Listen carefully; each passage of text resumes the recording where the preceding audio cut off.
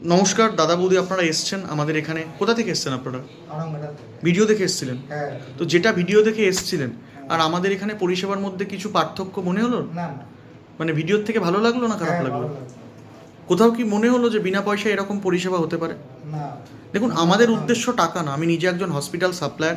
আমার একটাই উদ্দেশ্য, আমার যারা পরিবার, যারা আমার ভিডিও দেখছে, যারা আমার থেকে সারা বছর মেডিকেল ইকুইপমেন্ট ট্রিটমেন্ট নিচ্ছে, প্রত্যেকে আমার পরিবার। আমি আমার পরিবারকে ভালো রাখবো, এটা হচ্ছে আমার মানসিকতা। তো সেখানে টাকা পয়সা আসে না। আর আমার পরিবারের প্রচুর মানুষ আমাদেরকে ভিজিট দিতে চায়, আমরা নিই না। তো সেক্ষেত্রে আমাদের পরিবারের কোনো দোষ নেই।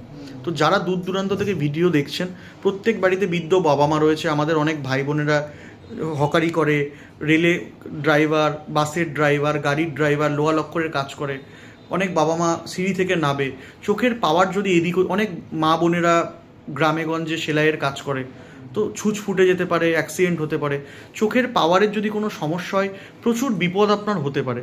তো আমাদের একটাই উদ্দেশ্য, প্রত্যেকটা বাবা মা, প্রত্যেকটা ভাই বোন, আমাদের পরিবারের যারা সদস্য, প্রত্যেককে আমরা ছোটোবেলাকার মতো দেখাবো, এটাই আমাদের আশা। হ্যাঁ, তো এই আশা আমরা 40 থেকে 50 হাজার মানুষের পূরণ করেছি।